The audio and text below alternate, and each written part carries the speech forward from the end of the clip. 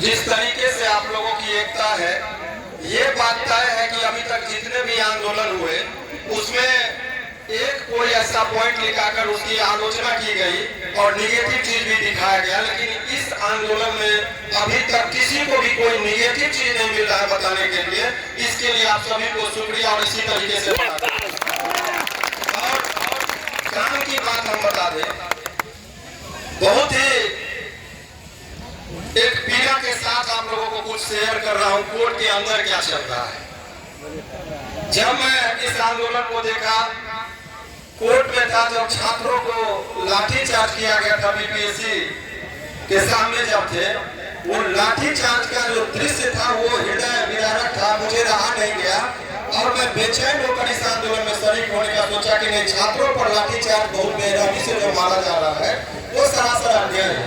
उसी दिन दिल की आवाज आई और फिर मैं आप लोगों के इस आंदोलन में जो कानूनी तौर पर जो लीगली एडवाइस होता है वो देने का काम किया।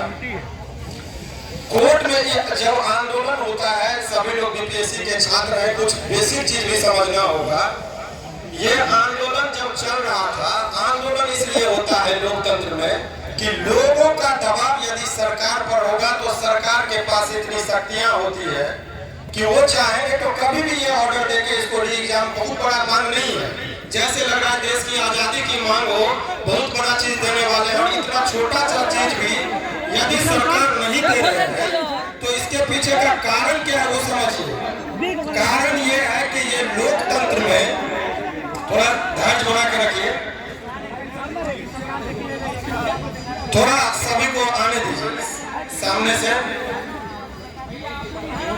और एक चीज जान लीजिए, मीडिया के लोग हैं, इससे ही तो पूरी बात फैलती, तो इनको तो थोड़ा सहूलियत देना ही पड़ेगा, थोड़ा समझदारी दिखाएं। यहाँ से बहुत सारे, इसलिए मीडिया को थोड़ा सा सहूलियत दीजिए।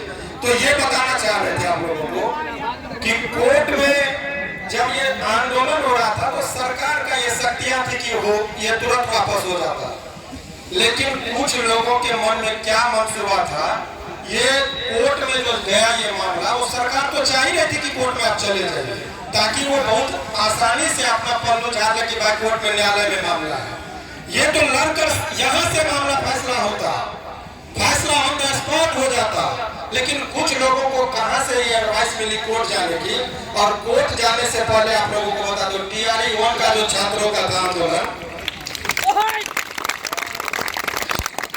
छात्रों का जो केस हुआ टीआरई 1 में, केस जीत गया, जिसमें डेट ऑफ बर्थ से छात्रों को छांटा गया। आदेश आने के बाद सभी छात्र 5,000 10,000 रुपया का इकट्ठा किए, 15 लाख 20 लाख रुपया खर्च हुआ छात्रों का। सभी एक तो बेरोजगार है, कोई ट्यूशन पढ़ाते हैं, बहुत मुश्किल से पैसा इकट्ठा करके कोर्ट तक पहुंचने का हिम्मत उन्होंने दिखाया। केस जब जीत गए तो अब वो डबल 2 जजों के पास अपील होता है, डीबी डबल बेंच को वो लोग चले गए। फिर कहेंगे हम फुल बेंच में चले जाएंगे, फिर वो सुप्रीम कोर्ट जाएंगे। क्या छात्र केवल मुकदमा लड़ने के लिए यहाँ पर बैठे रहेंगे? तो ये छात्रों को एक उलझाने का एक तरीका था कि कोर्ट में ये मामला को ले जाया गया। ये भी कहीं न कहीं रणनीतिक चूक समझिए।